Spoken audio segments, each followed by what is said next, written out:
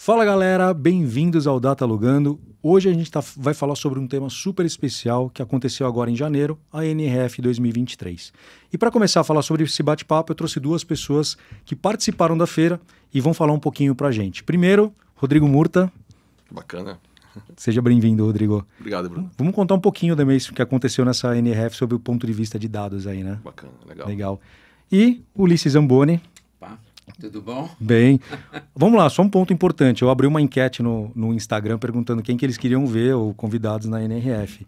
E vocês dois participaram. Então acho que tem um viés do meu canal aí, que as pessoas já... Gostei, um bom canal. Excelente canal. Que as pessoas já abriram, algumas pessoas colocaram o nome do Uli, outras pessoas colocaram você. Então eu fiquei feliz que elas acompanham vocês e da mesma maneira acompanham o canal. Então vamos lá. Conta só um pouquinho, acho que só para a gente lembrar um overview, quem é o Rodrigo Murta e quem é o Ulisses Zamboni. Bacana. A gente tá... Primeiro eu queria agradecer o convite, muito bacana estar falando aqui com vocês de novo. De novo. Então... Agora evoluímos, hein? Super, nossa, deu um up legal. Depois te conto a história dessa evolução, né? E eu sou fundador da Lookbox. A gente é uma startup que trabalha com dados, usando linguagem natural, né? Então, a maneira mais simples de usar... Antes eu usava o exemplo do Google. Eu falava, a gente é um Google para os dados da empresa. Agora a gente está falando que a gente é um GPT. Né? GPT, já evoluiu. Exatamente. Né? Exatamente. E a gente está muito animado, assim, porque vê que tem um desafio de como é que a gente consegue democratizar a cultura de dados nas empresas, que é o nosso propósito no Lookbox. E a gente está numa fase muito legal, onde o dado está sendo muito valorizado. Não só o dado, como é que eu trabalho esse dado, uso ele na jornada do cliente. Eu acho que é um pouco do blend que a gente consegue fazer aqui com a NRF. Claro que a gente fica sempre suspeito, porque aquele tema que a gente trabalha, a gente sempre acaba tendo um radar para ele muito mais forte, né? Mas não sei, a impressão que eu tive é que, tentando tirar o meu viés, é muito legal ver a evolução de como o varejo está respirando cada vez mais na transformação digital o uso de informação para tomada de decisão no dia a dia. E não só tomar decisão, mas dar direção no processo de o que tem que ser feito. Uma vez que a decisão também está tomada, como é que eu alimento ali, né, os colaboradores, dando o caminho de uma forma muito clara, usando informação. Tá? Então, a gente está bem animado. Bom, e a NRF, como ela entrou assim para você? Qual foi a curiosidade disso aí? Primeira vez que você foi na NRF ou não? Não. A NRF, a primeira edição que eu participei foi em 2020, pré-pandemia. Tá. Eu fui como um mosquitinho ali, acompanhando o grupo da BTR Varese, para entender como era que funcionava, qual era a dinâmica. Eu tinha ouvido falar que era um grupo muito bacana, que levava vários C-levels de empresas grandes varejistas, porque é difícil ir para a NRF solo. Se você não já tem uma expertise, não tem um conhecimento, a feira é gigante, você fica completamente perdido ali. E como é que você vai, qual a palestra que você assiste, como é que funciona a dinâmica da feira, né? Se você tiver aqui nos estandes e ver, você anda em nada, nos estandes e fala, pô, não conhecia a NRF. Aí eu fui pelo grupo da BTR Varese, gostei muito da qualidade do grupo, eles fazem uma curadoria de conteúdo, de stands, de o que você tem que visitar, e o network, né? Aí teve a pandemia, a confusão 2020, né? 2021 também não teve NRF, 22 eu voltei com um grupo já patrocinando a BTR. Gostei tanto que voltei esse ano novamente com eles. Legal, maravilhoso. E Uli, vamos lá, fala um pouquinho quem é você e o que te levou a voltar à NRF, que você foi o nosso entrevistado para falar sobre a NRF 2022. É isso aí. Vamos lá. Vamos lá.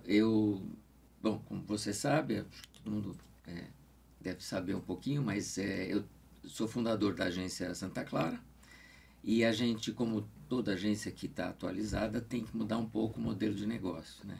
E a gente está fazendo aí uma migração, vamos dizer assim, do que a gente fazia só como execução criativa para análise estratégica e viés de jornada de consumo. Então, a gente está entendendo melhor como é que funciona o comportamento humano na jornada de consumo e querendo entender essa tua área, que ela é relativamente com a tua área, que é... Daqui a pouco vai ser a nossa área. A nossa área, né? Não tem como não ser. Não tem como não ser, exato. E a gente está nessa fusão, vamos dizer Legal. assim. São 16 anos já de empresa. É a 8ª vez, a 9ª vez que eu vou, né? Então já tem um histórico... É a 9ª vez que eu vou na NRF. Me ganhou. Ganhou. Um pouquinho. Né? E eu fui eu sempre vou com eles, com a Gouveia. Tá. Na verdade, a Varese parece que é uma spin-off, né? É uma spin-off, Saiu um dos sócios. Isso, o rapaz disse que é muito bom. Legal, E eu vou sempre com eles por hábito, né?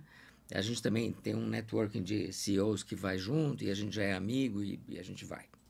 Não, é isso, já E é tô num isso, né? momento. E é Puta, isso. legal. E esse network é incrível, né? Porque É bacana. Não é só o evento, não, né? Não, é muito legal porque você cria amigos mesmo, sabe? Que você tá ali no ônibus, na feira, almoçando. Tá então, cansado. Então é outro tipo de conexão, que não é aquela conexão chata, comercial, burocrática, não. Você acaba criando outras relações, né? Mas isso é legal quando você tem a comunidade brasileira indo, você vê os grupos, você vê se formando isso, você vê as trocas, você vê voltando para o Brasil, gerando negócio junto. Então, acho que esse é um ponto super legal. Eu estava conversando com o Joel, que é o adido cultural comercial dos Estados Unidos no Brasil. E ele falou que a delegação brasileira é a segunda maior delegação da NRF. Exatamente, é isso mesmo. Cara, isso pra gente é brilhante, né? É um número extremamente relevante. Mas você sabe, eu não sei se você chegou aí na palestra do economista-chefe da Deloitte, e ele explica, e eu quis ir porque ele explica a situação econômica mundial e como ela interfere no varejo, né? E ele mostrou um mapa que eu fiquei tão deprimido, rapaz. Por quê? Agora conta pra gente. O share do varejo internacional da América Latina é 1,6. América Latina. Tem muito chão pra gente ainda. Tem muito chão, Então, tem muito mato alto. Tem muito alto. Nossa Senhora. Vamos Vamos lá. ver a parte positiva, né? Tem Vamos ver a muita parte coisa bacana positiva. pra fazer, né? Exatamente. Mas vamos lá, acho que todo mundo não fala, todo mundo fala o que a gente vai chegar nesse ponto, mas vamos lá, o que vocês queriam ver, começando desse lado, o que vocês queriam ver ou esperavam ver na NRF 2023 que vocês não viram? Bruno, para mim foi muito claro assim, a decepção, vamos dizer assim. Né? Como a gente trabalha com linguagem natural, está tendo um boom no mercado agora, que foi lançado em 30 de novembro de 2022, a primeira versão aí do ChatGPT no formato aberto. E isso está com impactos em tudo, na verdade, desde educação, né, até comércio. E para mim isso tem um poder no varejo de uma nova forma de você falar com o cliente absurdo. Né? E eu achei incrível que não tinha nada, zero sobre o tema na NRF. Um lugar que a gente espera tem que respirar inovação, né? Qual é da inovação? O que vem? O que vai transformar o varejo e tal? Então, nesse ponto, eu achei um pouco mais do mesmo. Eu falo, pô, como é que um tema desse que já tem, quando a NRF estava acontecendo 2 meses de vida, né? Ele não estava lá. E isso muda não só o contato com o cliente externo, mas interno também. Porque qualquer dúvida de manuais, procedimentos, como fazer... você faz perguntas do tipo, compare o iPhone tal com o iPhone tal. No quesito duração da bateria, tela... E você está falando com uma pessoa que é mega especialista naquilo ali, né? Então isso transforma, desde um produto do varejo caro, como o iPhone, até um produto simples do dia a dia, como é que você interage, e processos internos também, de como é que você consegue treinar um time, como você consegue treinar um time de vendas. E a exploração foi zero, então essa foi a maior frustração. Eu fui assim, nossa, agora eu vou ver o que está rolando de aplicação disso no varejo. Nada. Né? Zero. Cara, é curioso, porque foi lançado, como você falou, aí teve acho que um boom de 5 milhões de pessoas, alguma coisa assim. Foi a mais rápida de aquisição até do Facebook, né? Isso, em coisa de 5 dias. Em coisa de semana, exatamente. Foi, acho que 1 milhão e pouco de usuários, mas foi numa semana. E depois tem uma curva bem exponencial. Eu tenho uma teoria sobre isso. Eu não acho que é porque é maravilhoso. É porque o consumidor, quer dizer, o usuário, já está acostumado com a adoção de novas tecnologias. Então, há 10 anos atrás, quando você vai adotar o Facebook, as pessoas eram reticentes, receosas e tal. Hoje todo mundo adota tudo. Então, não é que o chat é melhor do que, né, adotar um outro aplicativo. É porque eu acho que existe uma propensão maior das pessoas adotarem novas tecnologias, entende? Eu não acho que é o chat, mas eu acho que é o comportamento humano. Eu misturaria os dois. Acho que tem mesmo? isso, está aberto no comportamento, mas ele traz um elemento de novidade ali que...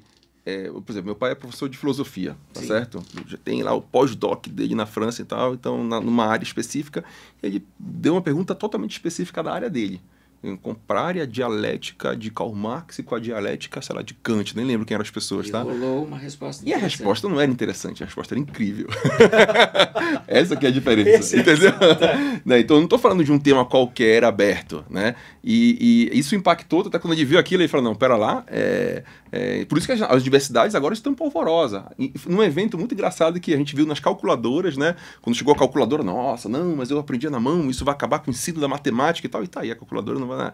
Aí quando veio o Google, não, imagina, agora o Google, então vai fazer uma pesquisa, tem que proibir, não sei o quê. E tá muito bem. Agora a gente está vendo exatamente a mesma coisa, então só mostra que a tecnologia é interessante, né? Universidade proibindo o GPT, que não pode falar e tal. Falei, já vimos esse filme. Daqui a pouco a gente acostuma.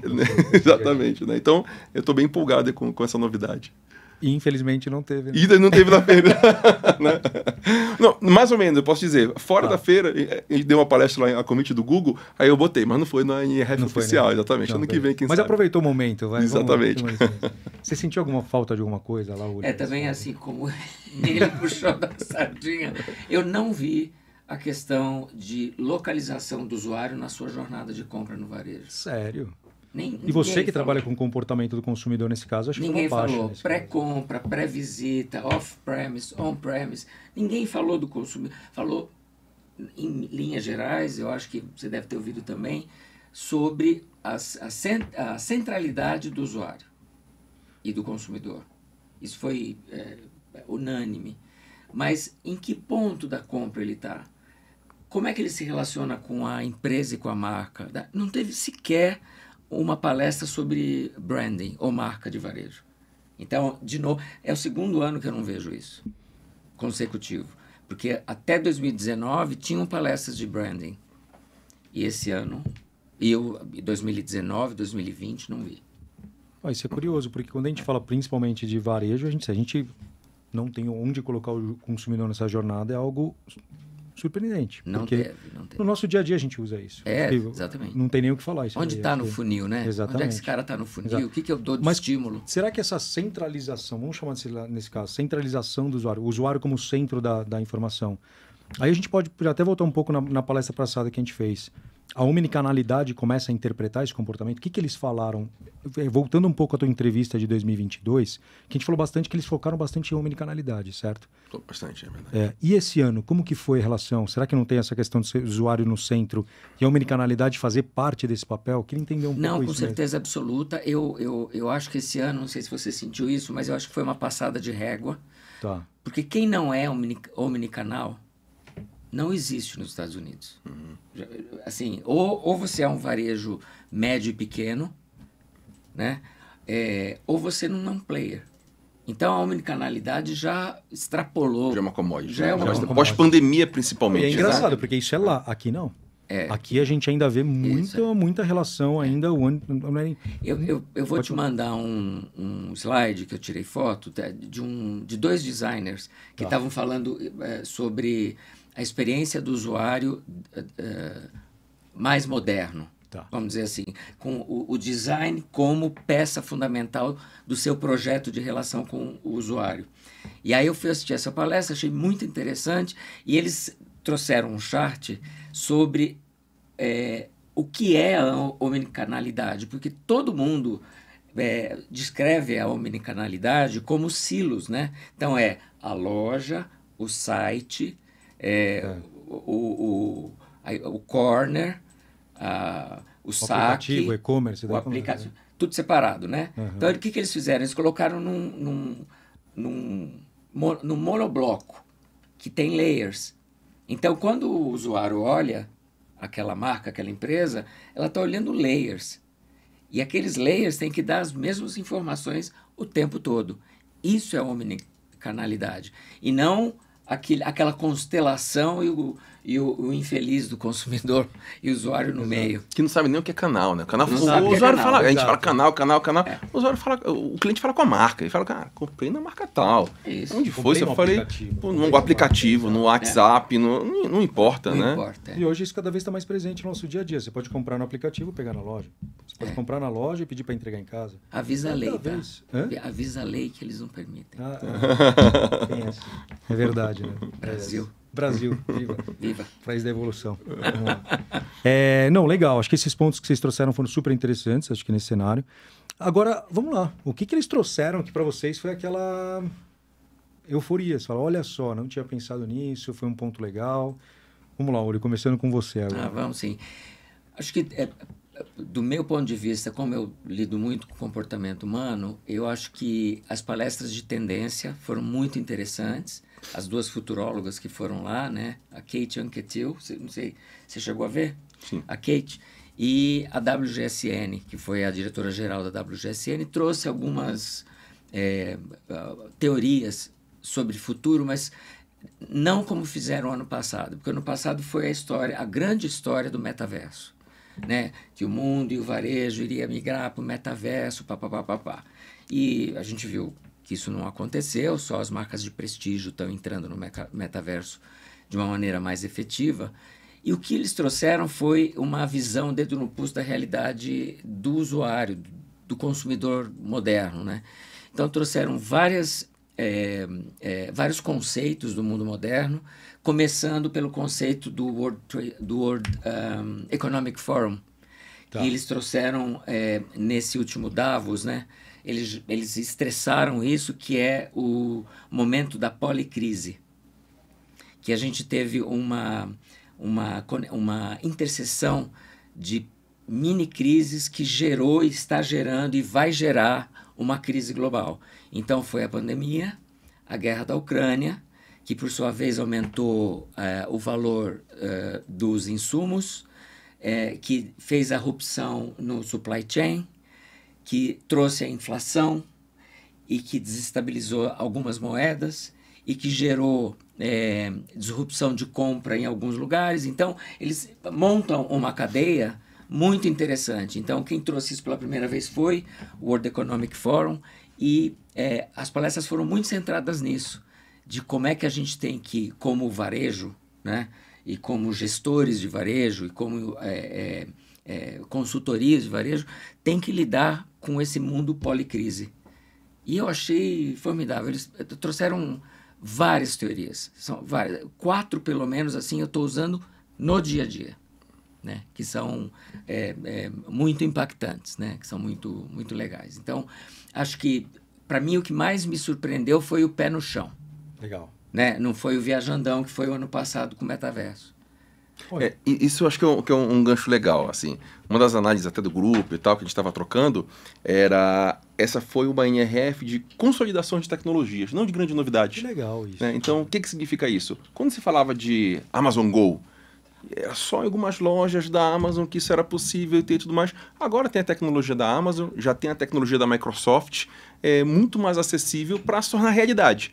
Então, era algo que era super exclusivo, novidade, né? E agora já está se espalhando. Outra são robôs. Então, aquele robozinho que ia lá, carregava, automatizava no centro de produção, no CD, o processo era só de, putz, quem pode usar isso? A Amazon. Né? E agora não, tinha um zilhão. Onde eram 2 empresas só, agora tinha um zilhão de empresas de robô com mais diversas tecnologias. Então, não era uma novidade? Não. Mas aquilo que era uma novidade lá atrás, de certa forma, já está mais consolidado e acessível. Isso acho que foi uma coisa muito bacana de ver na feira. Não vi grande novidade do tipo, uau, olha só isso daqui. Não tinha um tópico tipo o metaverso lá. Entendi. Mas acho que tinham coisas mais pé no chão que eram interessantes. Uma coisa que você falou que eu acho que é bacana... Desculpe aí. Não, fica à vontade. Mas a gente foi visitar a Amazon Go, tá. E a gente foi no centro de distribuição da Amazon para ver os robôs também, que é muito interessante. Nunca imaginei poder ir. A gente viu ao vivo ali, né? Legal. Achei bacana. Depois a gente foi na Amazon Go. Eles falaram que aquela loja da Amazon, na verdade é a Amazon Fresh. Perfeito. É a primeira que é completa. Isso, né? Exatamente. Só explica a diferença da Amazon Go para a Amazon Fresh. A Amazon Go... O pessoal tem que entender também. Legal. A Amazon Go é uma Amazon pequena que é grab and go. Perfeito. Que você pega coisas para o dia a dia, para aquela hora, para um lanchinho e tal, e você pega e vai embora. Tá. Né? Um sortimento super pequeno. Super pequeno, né? Sim, A Amazon Fresh é um supermercado. É como se fosse o que eles compraram a Whole Foods. Whole Foods, exatamente. Daí. Tá. Então, é um supermercado onde você pega tudo da prateleira e vai embora e você sai com aquela sensação de que estou roubando. Porque você não passa pelo caixa. Então, é muito louco, né? E eles, o rapaz da Amazon que estava com a gente, falou que aquela tecnologia numa loja daquela custaria, há 3 anos atrás, 100 milhões de dólares. Certo. Né? Hoje custa 57 mil dólares. Nossa. E ela hoje é um Product as a Service, ou seja, eles já estão vendendo a tecnologia para pequenos varejistas. Isso, exatamente. Esse é o core business da Amazon, né? Criar as a service para tudo, né? Teve um caso que foi engraçado, que quando eu fui em 2020 na Amazon Go, que tinha lá em Nova York, era exatamente isso, era uma loja super pequena, onde você pegava e tal, passava. Tinha que ter uma conta da Amazon, já as fricções que eles foram tirando, né? Tinha que ter uma conta da Amazon no app, baixar o app para poder colocar. E você saía da loja e demorava meia hora. No meu caso, demorou mais de meia hora para aparecer no meu cartão a compra. Então, a impressão que dava era o seguinte: filmava tudo, mandava pra Índia, alguém assistia, he got the chocolate, oh, got the chocolate, né? E voltava. Então, aí, o feeling que eu tinha era exatamente esse. Né? A máquina toda. Isso, exato. E aí não ficava aquela fluida. Mas isso que é legal da tecnologia. Exatamente. A gente vai lá agora, 2 anos depois, não, 3 anos depois. Evoluiu o negócio. E evoluiu absurdamente. Então, tinha o Amazon Go muito mais simples dentro da NRF, onde você já não tinha que aplicar no app, você pegava o cartão de crédito, a gente até brincou com o executivo nosso, de falar, passou o cartão, puxou, tirou, e logo depois já estava debitado no cartão dele. Não precisa de app, de nada, né? Então, isso é o lado positivo. O lado engraçado da feira é que a gente estava na feira de tecnologia do varejo. Pô, eu fui comprar um café na Starbucks, o brasileiro não conseguia, porque tinha que pegar e baixar o app, não funcionava com tipo, bota o número de telefone, não funcionava no Brasil. Eu falei, cara, eu só quero comprar um café. Então, isso é o cuidado da experiência do cliente, né? Às vezes você quer botar um negócio da tecnologia, do ponto e tal. Cara, as pessoas não conseguiam comprar um café se você não fosse americano. Exato. Eu tenho dinheiro. Não, você tem que ter o app de não sei o que e tal. Né? Então, esse é o contraponto engraçado. A realização do cliente, né? Tem que se adaptar às culturas, tecnologias para você trabalhar esse negócio. É um tema bem complexo. E você, Murta, o que você acha que assim foi o ponto alto da feira para você? Eu digo que assim, não teve, como eu falei, um tema central, né? Mas tiveram... Esse pé no chão realmente foi... eu acho que foi esse robô, então, comoditizou totalmente. Esse da Amazon Go, achei muito legal ver a tecnologia da Microsoft. A gente até brincava com a Microsoft Go, mas ela fica chateada que não fala isso. Exatamente, não é agora uma coisa que é só da Amazon também, então isso é bacana para o mercado. Né? Aí, alguns pontos de inovação, um que chamou muita atenção foi um box, não lembro o nome da empresa, eu coloquei no meu LinkedIn, que acho que foi o mais impressionante em termos de ver uma tecnologia diferente. Porque é um box do tamanho de uma pessoa, onde ele tem... O pessoal estava chamando de holografia, mas aquilo não é holografia. Eu, como físico chato, né, é só uma chapa de vidro com uma imagem alta definição, mas que ele tem um efeito de profundidade com a sombra por detrás desse box, que você olhava para a pessoa a 50 centímetros e falava, cara, tem uma pessoa ali dentro. Eu vi, mas não era holografia? Não, aquilo era uma chapa, era um vidro, eu tentei uma projeção. Tirar foto e filmar, não dá. Dependendo da frequência e atrapalha um pouquinho, né? E aí, o que era legal? Tinha uma mulher que estava falando, e ela tem uma espécie de sensor em cima dela, que ela olha, parece que ela está olhando no seu olho. Só que ela estava em Los Angeles, ela não estava em Nova York. Então, a experiência era muito incrível. Maravilhoso. A experiência era muito legal. Então, de possibilidades, não sei, a empresa era uma empresa nova, mas imagina que você pode ter um box daquele, nem precisa ser daquele tamanho numa loja, e você pode trabalhar um excesso de vendedor que está trabalhando em casa, mas ele está ali numa presença que parece que ele está falando com você tete a tete ali, te olhando. Eu achei impressionante, assim, a qualidade da imagem e a sensação de que eu estava falando com uma pessoa que realmente estava na minha frente. Então, isso para mim foi um que marcou como tanto visual, né? O ser humano é muito visual, como possibilidades ali de treinamento, de interação com o consumidor, que eu achei o mais diferente, assim, em termos de tecnologia na feira. Foi o que mais chamou a atenção. Puta, que legal, cara. E agora, assim, o ano passado, o William trouxe até alguns temas que eu queria... Porque, assim, entendo que quando a gente está falando de varejo, a gente vê uma evolução. Você começou com uma feira falando sobre mecanalidade, o que eles evoluíram? Você trouxe uma feira falando do metaverso, o que evoluíram? Vocês já falaram que o metaverso foi aquele boom e depois caiu. Mas eu vou trazer alguns temas para vocês falarem pro varejo brasileiro como que a gente pode se preparar para esse cenário. Que eu acho que é um desafio legal que a gente vai fazer aqui. O ano passado foi muito falado sobre omnicanalidade. O que o varejo brasileiro pode esperar desse cenário? A gente sabe que hoje a gente não é os Estados Unidos. Uhum. Como que a gente pode se preparar para isso? Eu acho que a gente agora, com o pós-pandemia, acabou evoluindo bastante, né? Então, foi uma necessidade, não foi foi a fórceps essa transformação. Desde a dificuldade de pessoas com mais idade de acessar um app, que ela tinha que acessar porque estava dentro de casa, a única forma de pedir era você pedir ali um app por aplicativo, o seu produto, né? E isso acabou forçando também as empresas a terem várias formas de atender o seu cliente. Então, como eu estava falando, não importa se é na loja, não importa se eu compro no app, troco isso. Tendo essa dificuldade da legislação brasileira ainda, né, que acabam criando bastante fricção em cima desse tema, mas é um caminho sem volta, né? A experiência que a gente tem agora com delivery de curto prazo. Isso é uma coisa que eu vi na feira passada, não vi tão forte agora, né? Que é a última milha ali muito rápida. Tudo isso vai convergindo para essa experiência do consumidor, né? No viés nosso de dados, eu vi muita coisa falando também da como é que a gente metrifica isso. Cada vez mais, toda essa experiência... Então, quando eu vou numa Amazon Fresh, numa Amazon Go, tudo aquilo ali eu sei exatamente, é quase que você pegar o que você faz no site, onde eu tenho lá uma tela, eu consigo andar e captar informação, eu estou conseguindo fazer aquilo no varejo 3D, né? Então, só que tem um desafio de massa de dados gigante, porque o que gera de informação numa câmera dela, pegando todos os seus movimentos, como é que eu consigo trabalhar isso daí? Então, tem alguns desafios. Agora, voltando para a omnicanalidade, novamente, eu acho que também entra nessa coisa que o Luiz falou muito bem, que é a consolidação. Tipo, isso aqui é mais do que obrigação agora. Apesar de a gente não ter isso tão fluido ainda no Brasil, acho que a gente está caminhando para esse caminho também, tá? E você, Oli, o que você acha em relação a esse tema? A evolução do que você viu de lá para cá? Eu estou muito de acordo com o que ele está dizendo aqui. A minha dificuldade no Brasil porque, assim, hoje, mesmo com o push da pandemia, se você for tirar, por exemplo, duas verticais de varejo americanas, que são automóveis e compras de supermercado, a penetração digital nos Estados Unidos e compra online nos Estados Unidos chega no máximo a 30%. Isso se você tirar essas duas verticais, porque elas atrapalham demais a compra digital. Ninguém compra um carro pelo digital. Sim. Ninguém compra fruta fresca. Compra sim, né? Mas a dificuldade é maior, né? Tá. Então, se a gente transportar isso para o Brasil, a gente está ainda engatinhando nos 9%, Perfeito. 10%, 12%, mas muito, né? Então, tudo bem, omnicanalidade, a gente tem que esperar mais das grandes marcas. Elas têm dinheiro, têm estatura, têm extratos de público para poder oferecer a omnicanalidade. A gente ainda vai ter um extrato que não vai ter a omnicanalidade no Brasil, ponto, né?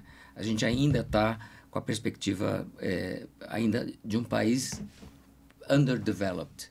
Agora, eu vou fazer um contraponto aqui que eu acho legal. A gente fala, putz, omnicanalidade, legal, lá tá muito mais fluido e tal. Mas se tem uma coisa que o Brasil tá, vamos dizer, tá muito bom, é meio de pagamento, né?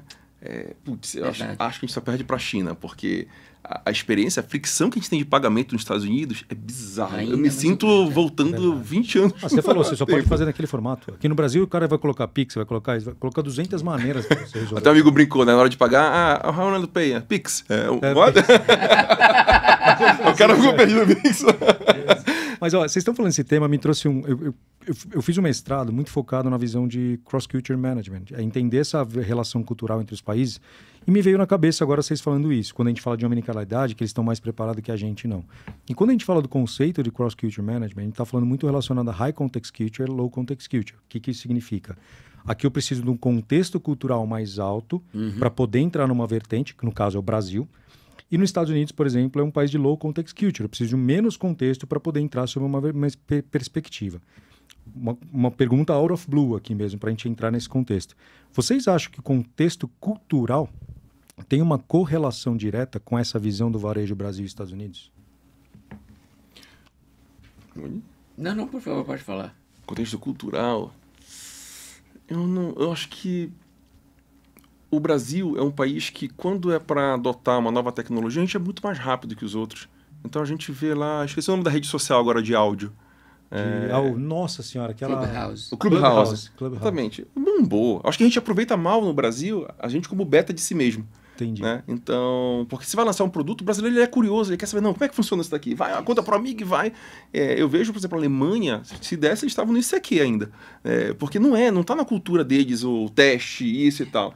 Então, nesse sentido, eu acho que a gente tem muita oportunidade aqui no Brasil de fazer coisas novas. E acho que a gente pode aproveitar mais isso do que lá. Então, acho que a gente tem mais sede de experimentar, de testar, né? Então, pelo menos uma visão que eu tenho mais geral, do que no contexto americano. A gente é mais aberto, assim, a gente tava, não, vamos legal, vamos ver como é que isso aqui funciona. O americano, tá? a regra funciona e vai funcionar por Ele é mais muito estado por tempo. regra, exatamente, Isso e tal, legal, sai um isso eu pouco do sinto também padrão do e lado. tal, né?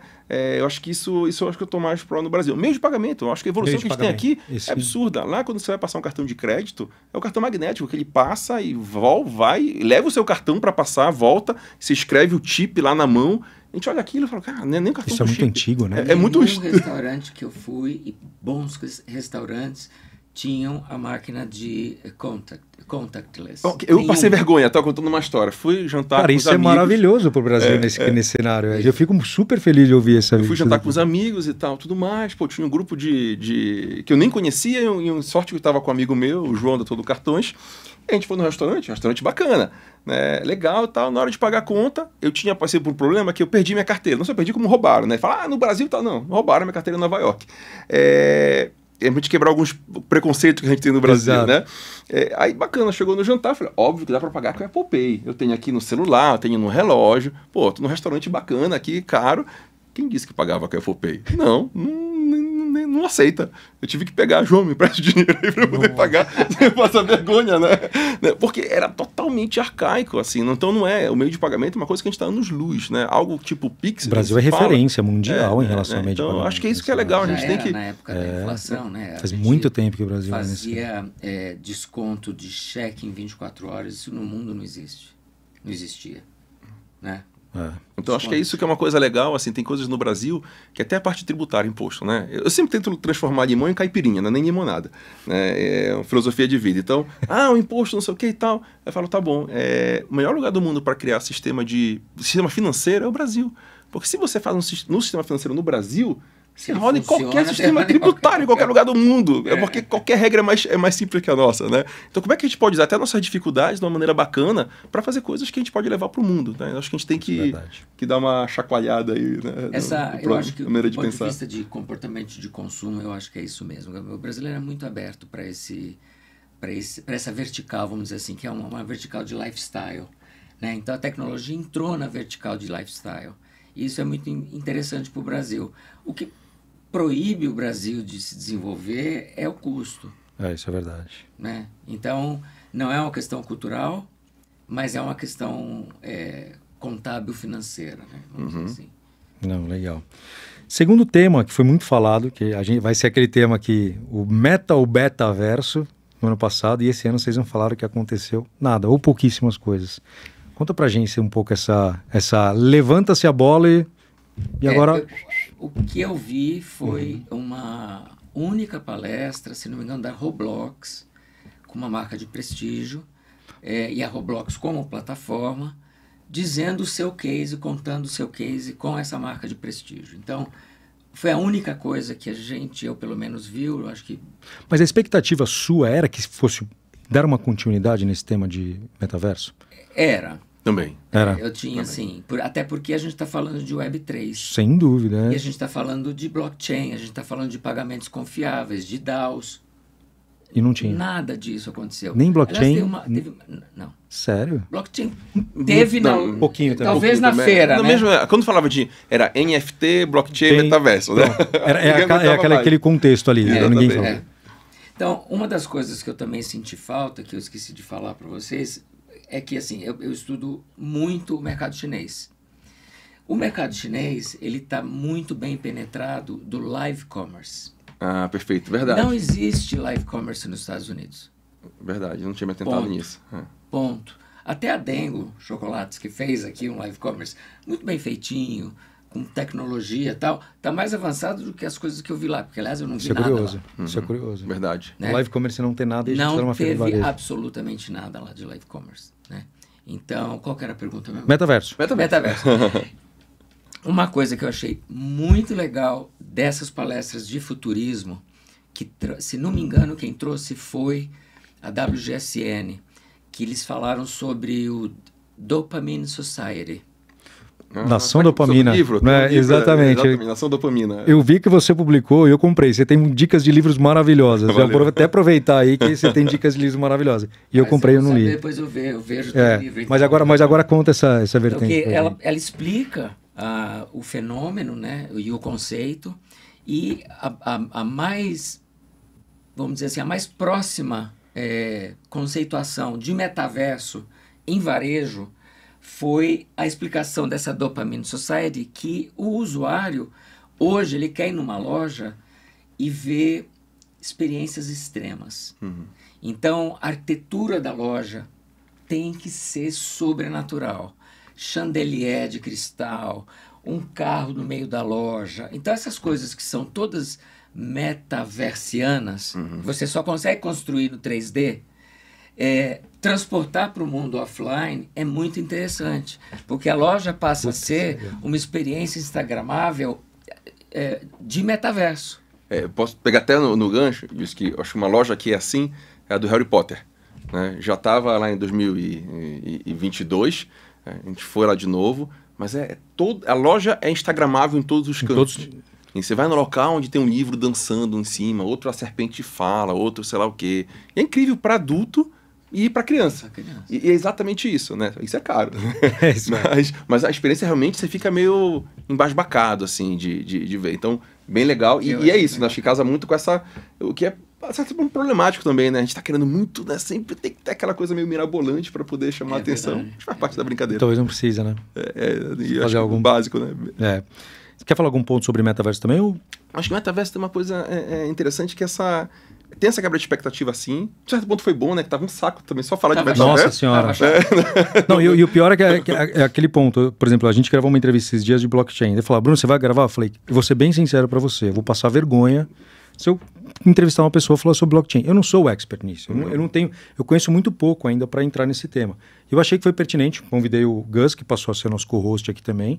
E ele começou a falar com maestria. Então, acho que é a mesma coisa. Acho que metaverso. Tem muita gente falando coisas boas, muita gente falando muita groselha. Isso aproveitando o buzz ali sem ter consistência, né? É isso. Então, isso é uma coisa importante. E com relação acho que aprendizados, eu acho que para mim o maior aprendizado é cuidado com essas tendências que só viralizam, mas sem uma consistência, né? Então, parece que a coisa não estava pronta. Então, você fica lá, às vezes tem gente que vai, investe em inovação, e você fala, não, pera lá, é isso mesmo, né? Então, acho que isso é uma mensagem legal, de tomar cuidado disso só no buzzword ali na onda, ser o mínimo de consistência, e quando vê, não assumiu nada, porque aquilo que era um must virou nada, né? E quais são os metaversos atuais, né? Eu não senti nenhum metaverso equivalente nessa edição, mas acho que fica essa mensagem que é bem bacana, da gente ser um pouco mais crítico aí no que se traz como novidade. Boa. Terceiro ponto que a gente falou bastante na entrevista passada foi muito relacionado ao foco no vendedor. Por quê? Cada vez mais as pessoas não estão querendo trabalhar no varejo, que foi o ponto que a gente levou lá. E o que o varejo está fazendo para trazer as pessoas de volta, se sentirem confortáveis e fazer esse cenário? Houve uma evolução em relação a esse sentido nesse papo? Eu acho que houve.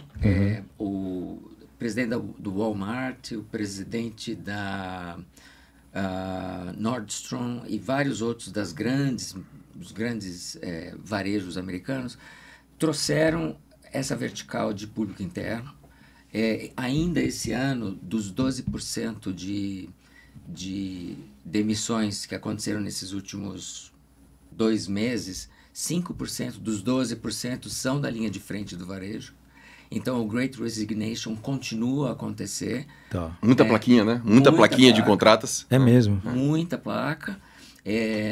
O grande problema é porque a linha de frente ela é maltratada no varejo, né?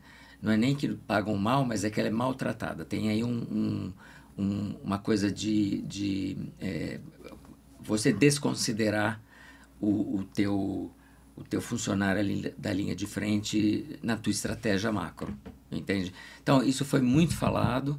Eu não lembro exatamente qual foi, mas foi um dos presidentes, foi nas palestras principais, nas plenárias, que ele está fazendo uma espécie de um curso para público interno e tem uma diretoria de público interno agora. Não é só uma questão de RH, é uma questão de sobrevivência do business, entende? Então isso evoluiu e é um dos grandes issues para 23, 24, que é a Great Resignation, que permanece nos Estados Unidos junto com a inflação, que parece ser um outro fantasma para os próximos 2 anos. Isso é verdade. Depois a gente vai chegar nesse tema também. E sua visão sobre esse cenário também, E Murtada? tem um tema que era parecido também do ano passado, que é o ESG, que você falou muito. ESG, é verdade. Também Teve foi um ESG tema também, que é. não foi tão abordado esse ano esse passado ano, falaram né? muito do DEI, né?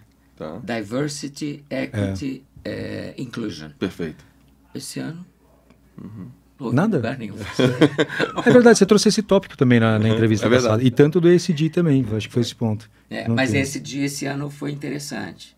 A WGSN trouxe algumas empresas, obviamente, algumas empresas no norte da Europa, os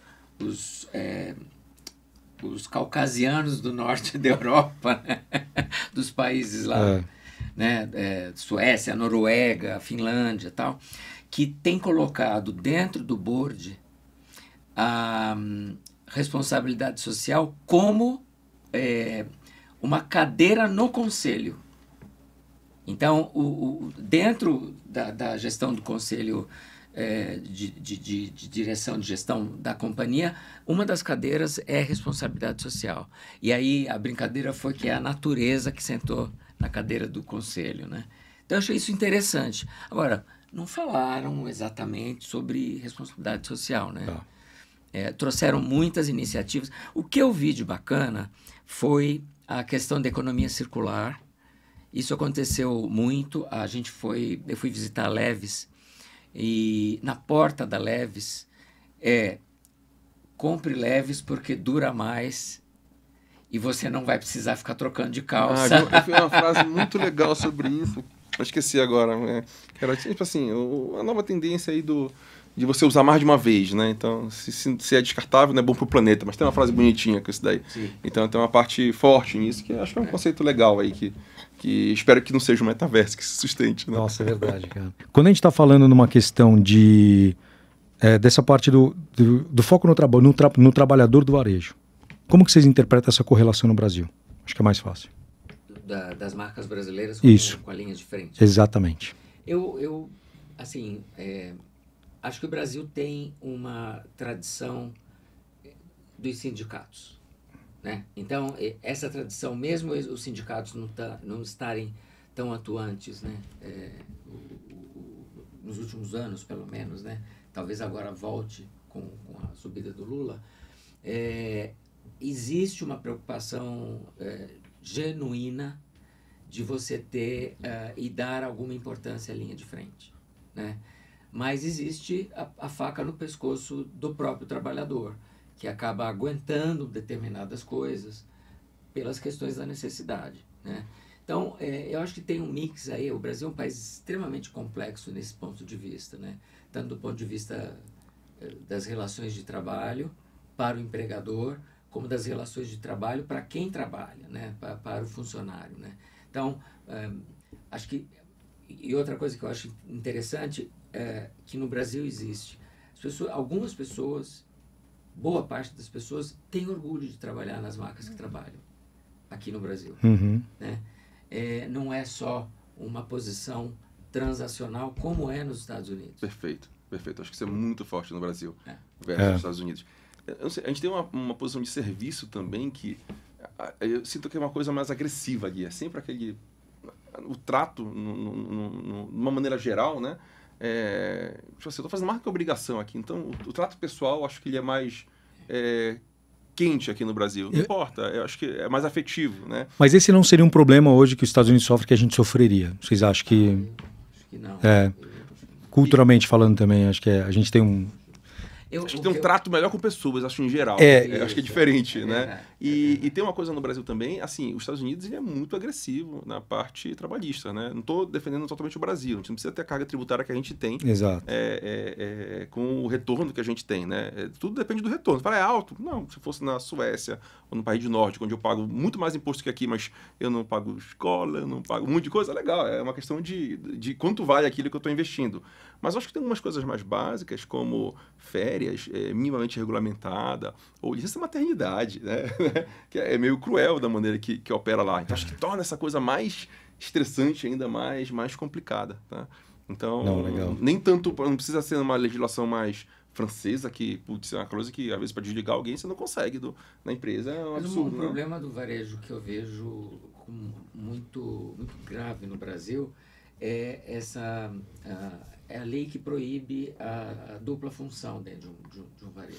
Né? Então, você é recepcionista, você não pode ser caixa, você não pode ser vendedor ao mesmo tempo. Perfeito. Nos Estados Unidos, você é tudo. Perfeito. Ó, vai na loja da Apple, o cara te atende, É verdade. te serve, te traz o produto, ele só não vai no estoque, porque tem estoquista para ser mais rápido. E você paga para ele no mobile. Então, assim, essa no friction Perfeito, total. não acontece no Brasil. Você tem que passar por 3 mãos. Né? Então, tem o lado bom e o lado ruim, né? Perfeito, perfeito. Como tudo. O último tema que eu queria puxar, que eu achei interessante aqui sobre a feira, foi algumas pessoas falaram sobre a geração Z. Que tiveram algumas contradições e visões sobre esse cenário da geração Z no varejo, que a gente está falando de uma nova tendência de comportamento dessas pessoas. Vocês têm alguma visão sobre esse cenário também? Quer falar? Eu acho que a geração que nasceu no celular já, né? Então, acho que é natural o transacional ali, onde você já quer a experiência com muito mais velocidade, com muito mais, né? Acho que a fricção ali, algumas fricções que talvez uma geração anterior falar, que bobagem, né? Tem que tomar para eles é diferencial, né? Então, eu acho que é um ponto de atenção, sim, para o varejo, né, de estar acompanhando como é que eu posso tirar a fricção em todas as camadas do meu serviço. Isso é geral, né? Tem até um livro que eu achei genial, que foi o Mariano Gomide da Vetex que entrevistou lá o autor do livro, não foi nesse ano, foi no ano passado, que chama O Elemento Humano, The Human Element. Não sei se tem tradução para português. E é só sobre a fricção de cada um dos processos. Né? Então ele dá um exemplo muito bacana de como é que você vê a jornada completa. E você consegue ver a jornada completa na visão daquele interlocutor que está passando por ela. Né? Então, o exemplo que ele traz, que eu achei genial, era de um site que vendia sofá. E nesse site, a pessoa ia lá, montava o seu sofá direitinho e tal, e eles perceberam que as pessoas ficavam brincando horas com o sofá e não compravam. Né? E quem que está vendo com uma visão mais míope só da tecnologia, qual era a ideia? Tem que ter mais cor, tem que ser mais rápido, tem que ter mais... a UX não está legal. E quando você vê a jornada como um todo, qual era o problema? As pessoas não sabiam o que fazer com o sofá que já estava em casa. Né? Essa que era a fricção. Né? Aí, qual era a ideia? Caramba, e se a gente der uma opção de eu retiro o sofá, dou 3 instituições de caridade que eu posso doar o seu sofá quando eu entrego o seu novo? Ponto, pum. Resolvido o problema. Resolvido o problema. Né? Então, quais são as fricções que a gente tem? E por isso que, com relação à geração, no mesmo livro, um exemplo bem americano que era recrutamento de jovens para servir o exército. Né? Então, qual era a questão daquela geração de jovem? Então, aí dá para usar muito geracional, porque é uma faixa de idade bem específica. A dificuldade ali era que se vendia lá o exército com uma maravilha e tal, legal. Mas qual era o medo do jovem? O que os pais iam achar. Então, quando ele ficava míope só no discurso do que eu falo para o jovem, naquela parte da jornada, ele não conseguia, ele podia falar o que fosse para o jovem. O medo dele ele não ia falar, não, é que eu tenho vergonha de falar para minha mãe que eu vou para o exército, que eu não tenho coragem de falar para ela que eu posso ir para a guerra. Então, eu não vou entrar nesse atrito. Então, acho que legal, como é que você pode ter uma visão mais completa dessa jornada? Aí sempre o elemento geracional vai entrar no meio dessa composição, né? Então, acho que essa é uma... E a geração Z é isso. Como é que eu tô... Isso tira essa fricção, né? E eu acho que a gente vê as evoluções das plataformas seguindo essa dinâmica também. Então, a gente vê que o Instagram vai se tornar uma plataforma de venda daqui a pouco. O TikTok também vai se tornar uma plataforma e-commerce também daqui a pouco. Ou seja, a gente está vendo que cada vez mais esses early adopters, principalmente de tecnologia, que eles têm essa facilidade, por isso que eles já nasceram nessa geração, a interpretação é que eles vão ser os maiores consumidores disso também. Perfeito. Então, acho que esse ponto também tem uma visão muito forte também aí. Então, eu assisti uma palestra de 2 varejistas para Gen Z e que eles chamam de Gen A, que é Alpha. Tá. Que são crianças de 13 anos para baixo. Né? Tá. E a Gen Z é de 14 a 27 anos, né? Já. Nossa Senhora. A gente está ficando velho aí. Eu sou baby boomer. Mas olha, eu achei muito interessante, porque tem um fenômeno que é o FOLO. Fear of logging off e fear of logging on. Então, a geração alfa já voltou para a perspectiva do mundo real. Porque os milênios foram totalmente pro-on, a geração Z, ela se adaptou um pouco e tirou esse pêndulo de um lado só, né, e veio vindo, e é mais ligado à realidade, e a geração alfa já está podendo e querendo escolher o on e o off. A geração alfa... É digital, né? Digital, é verdade. Digital. Ela vai transitar entre os dois e não vai adotar só o mundo digital. Então isso é muito interessante, porque é quase que um retorno a estratégias do mundo físico para a geração de NEI. Isso é maravilhoso, William. Qual palestra que foi essa daí? São 2 varejistas que eu não conhecia. Um chama Claire's, o outro eu não lembro o nome, mas essa Claire's vende roupa para meninas adolescentes e... Que legal esse pensamento dele lá. E faz total sentido também. O target deles é 15 anos, 15 mais. E aí eles estavam falando da geração e tal.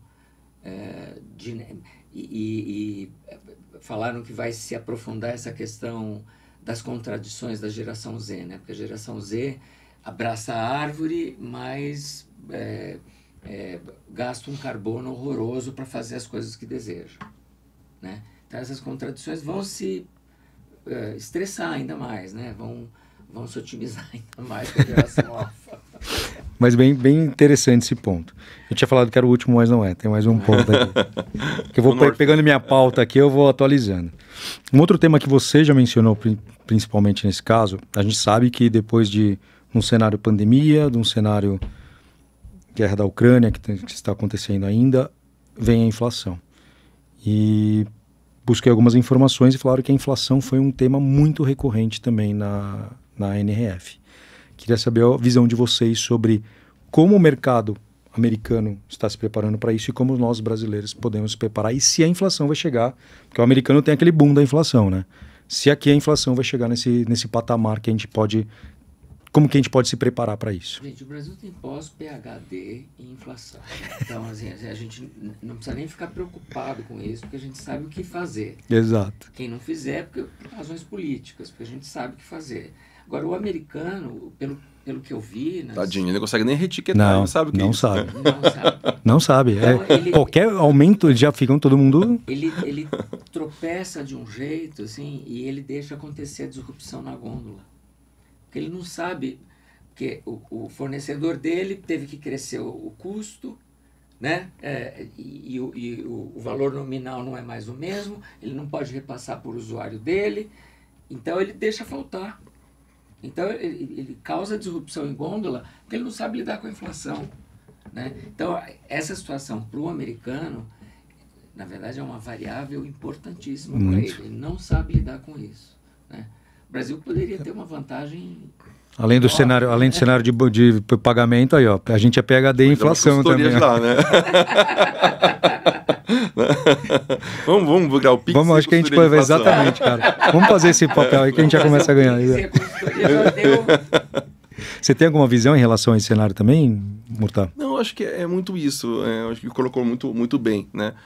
Eu acho que cria um desconforto que o americano tem uma coisa que ele é muito pautado em regras. Sim. Então, se foge de uma regra, é engraçado. E é para tudo isso, pra né? tudo. Pra tudo. Tem uma parte muito boa. Sim, os processos vão e funcionam, mas quando tem que ter um jogo de cintura, não existe isso lá. E o brasileiro sabe lidar isso muito bem. Chama de ambiguity, né? Um termo que até nesse livro ele trata bastante o ambiguity. Como assim, né? Porque se não está no processo o que tem que ser feito, ele, não, pera lá, veja bem, ele não sabe como fazer. Então, acho que o que acontece é bastante isso, né? Então, como é que eu mudo todo um sistema de um país como um todo que trabalha dessa forma e agora tem essa dificuldade? Então, acho que é muito mais disso, mas eles aprendem rápido, né? Aprendem.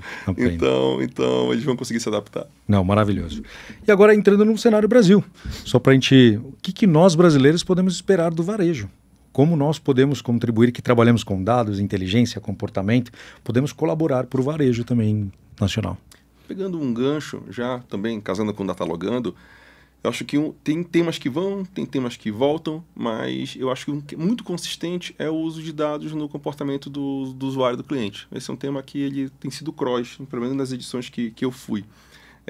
E cada vez mais eu acho que o varejo está acordando para isso, de como é que você usa efetivamente, de uma forma positiva, o dado, de uma maneira bacana, ética, respeitando a LGPD, para dar uma experiência para o usuário, né? Eu lembro de uma palestra que teve lá, até interna lá no time da BTR, de um cientista do Google, que fala, putz, primeiro começa com o básico, né? Você entrar no seu site e toda hora perguntar os mesmos dados, fala, cara, isso é absurdo, né?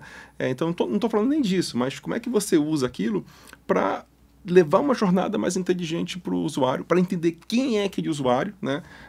E você não oferecer algo que não faça sentido na jornada dele. Né? Minimamente, né? A gente brincava até com respeito ao Bruno de como é que a gente não vende shampoo para careca, né?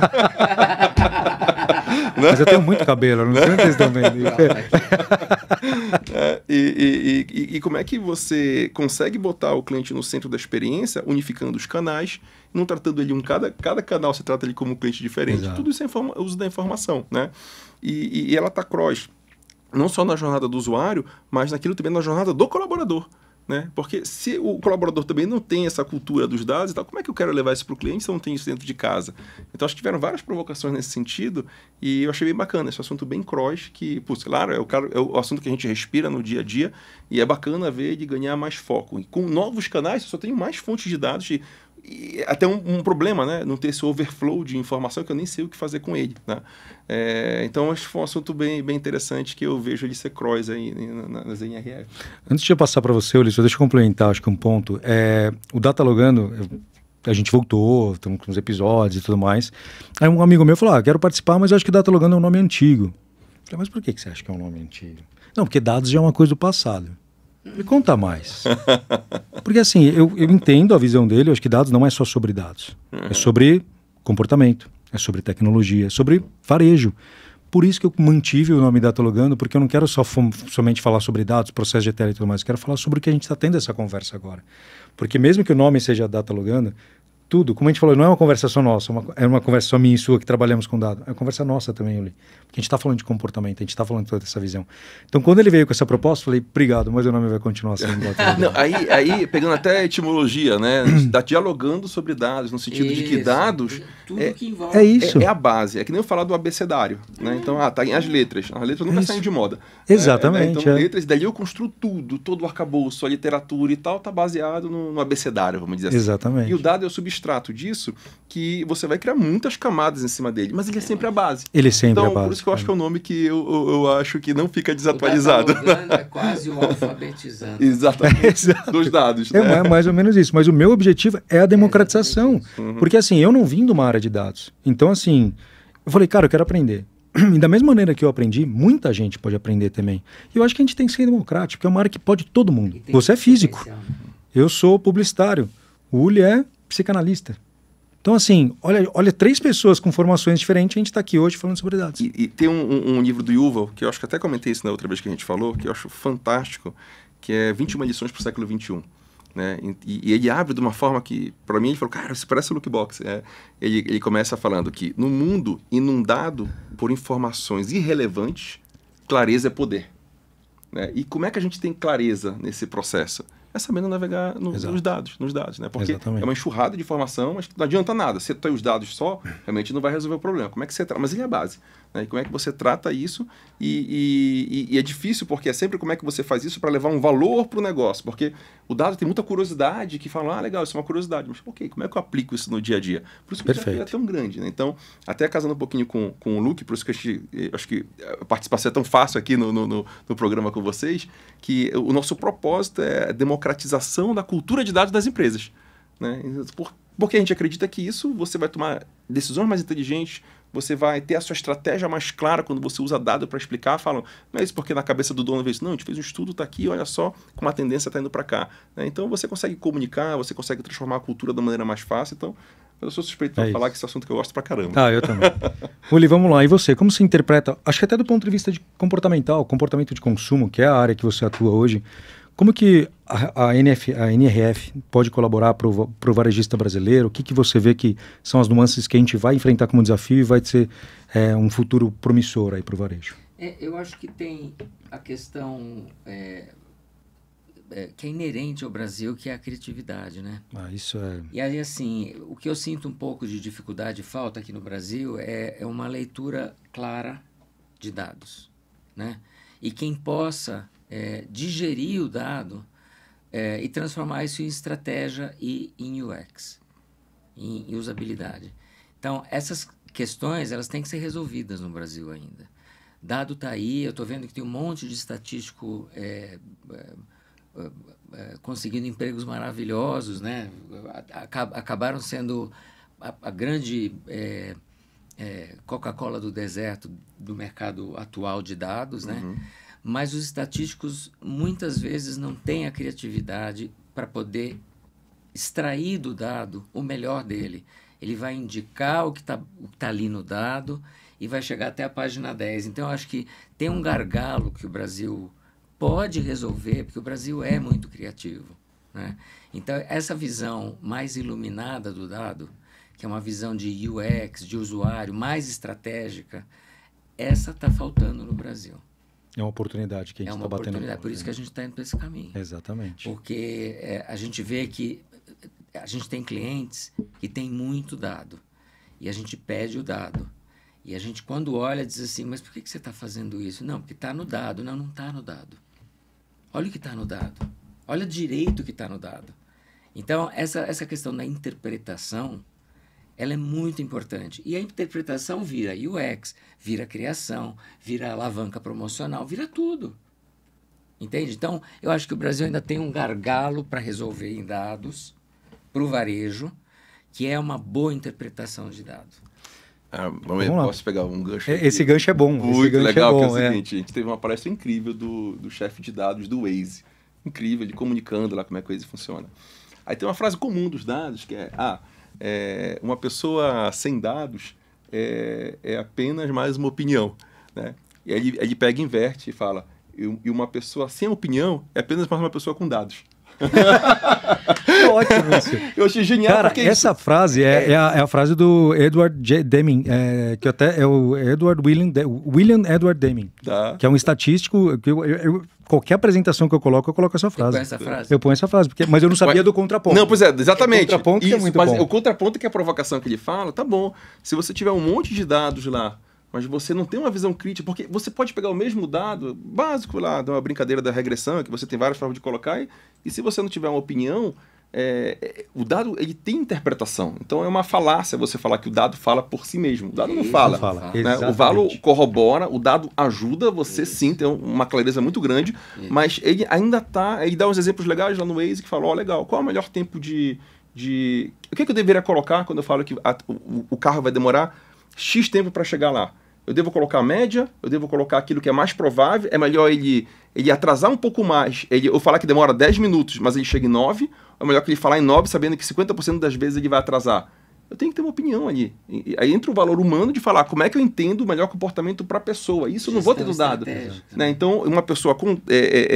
só como é que ele fala? A pessoa com dados, né? Não adianta se ela não ter uma opinião também. Então, é um blend dos dois. Então, estava muito para lá o pêndulo, ele dá uma equilibrada. Eu tinha um slide, agora eu vou ter dois.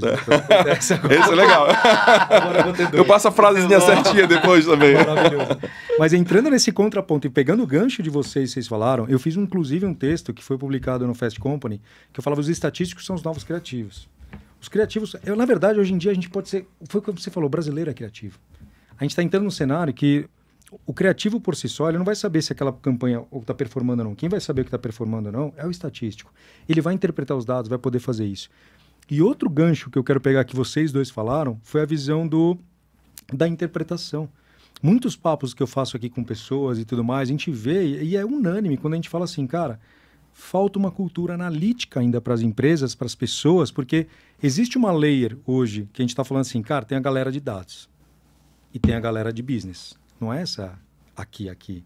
Cada vez mais está tendo um merge disso. Perfeito. Cada vez mais você vai ter que entender dados independentemente da área que você atua. Eu vou corrigir minha frase aqui, que eu peguei aqui original. Sem dados, você é só mais uma pessoa com opinião, tá certo? Aí complementa. Sem opinião, Você é só mais uma pessoa com dados. É isso, cara. E no Waze, muito bom quando ele coloca a estrutura de data science que ele montou, né, e aí ele separa lá o que é engenheiro de dados, o que é cientista de dados, o que é analista de BI e tal. Então, quem faz o projeto é responsável pelo resultado do projeto. Então, se eu sou lá o responsável por saber o tempo de que a previsão do Waze que vai ter, não é que está separado do modelo e depois tem... Não, eu sou responsável de ponta a ponta para aquele projeto. Aí que faz a mistura de negócio com ciência de dados. Senão você fica teórico, você descola da realidade lá com o modelo estatístico maluco, que não condiz lá com a experiência no final do usuário que está lá no seu celular.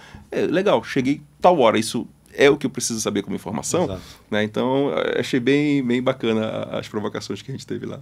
Gente, considerações finais? Uli? Olha, acho que tem muito potencial, tudo que a gente viu lá para o Brasil, independente de custo, né, que a gente já falou sobre ele, e das questões de impostos e fiscais que o Brasil trava bem o varejo nesse sentido, mas eu acho que a gente tem como dar um salto até lateral no que a gente viu lá, o próprio live commerce que eu comentei aqui sobre o desenvolvimento na China, né, do live commerce. O Brasil tem tudo para ter um live commerce bem feito, né? Pela expansividade, pela criatividade que o brasileiro tem, e a tecnologia já está aqui, né? E eu acho que e pela rápida adoção da tecnologia, né? Então eu acho que a gente pode dar um salto que não obrigatoriamente a gente tenha que seguir vamos dizer assim, o mesmo protocolo americano. Né? Primeiro você vai para a omnicanalidade, depois da Não, de repente é um salto. De repente a gente vai direto para o live commerce e o negócio estoura. Né? Então eu tenho essa esperança meio... Temos, né? Temos. Eu tenho essa esperança ainda, vamos dizer assim, um pouco Banana Republic, né? Mas eu tenho essa esperança aqui no Brasil da gente poder dar um salto e aumentar esse número de 1,3% de importância no varejo mundial, né? Que é muito pouco. Pouquíssimo. Isso aí, total. Legal, eu também sou otimista, né? Se a gente não é otimista, a gente não empreende. E eu acho que o Brasil tem muito a ensinar, como a gente falou aqui, em meio de pagamento, em velocidade de adoção. Eu acho que a gente pode usar mais isso, né? Então, quando a gente fala... E o que é exclusivo do Brasil, a gente tem coisas do nosso jeito do serviço, que eu acho que a gente presta um baita serviço. O atendimento no Brasil é 1 milhão de vezes melhor do que um atendimento nos Estados Unidos, Nova York. Né? E eu acho que um ponto bem importante aqui do brasileiro, por exemplo, e a gente tem coisas culturais nossas. Vou dar o exemplo do WhatsApp. O WhatsApp, até para uma questão tarifária, né? Assim, o americano usa porque ele não quer? Não, porque lá o SMS não custa nada. Né? Então aqui foi uma forma de se esquivar do custo do SMS. A gente acabou tendo uma cultura aqui no México, no Brasil, que o WhatsApp manda. Mas também apareceram outras oportunidades que tem aqui e não tem lá. Então, como é que a gente exporta também meio de pagamento, forma de interação? E nisso eu concordo muito. Eu acho que o varejo daqui tem um potencial gigante de usar mais essa capacidade do brasileiro de absorver isso. A gente é um laboratório muito simples. E como é que a gente não fica só sendo laboratório de fora? Né? Então, não é o Clubhouse que vem para cá. A gente tem que lançar as coisas para fora. Eu sou otimista, acredito nisso. Não é à toa que a gente está trabalhando na internacionalização do Lookbox para a próxima rodada, de como é que a gente leva a nossa tecnologia para fora do Brasil, seja como startup ou seja como varejista. Maravilhoso, maravilhoso. Gente, queria agradecer a participação de vocês nesse bate-papo, compartilhar um pouco dessa visão de NR 2023. E se vocês forem, vocês já têm um compromisso do ano que vem para a gente poder falar aqui. Continuar. Compromisso fechado. E eu espero estar lá também para poder compartilhar também esse bate-papo com vocês. Legal. Obrigado pelo convite. Obrigado a vocês. Gente, acompanhem o Datalogando nas redes sociais, apertem o sininho, sigam a gente que vem muita novidade por aí. Valeu, gente.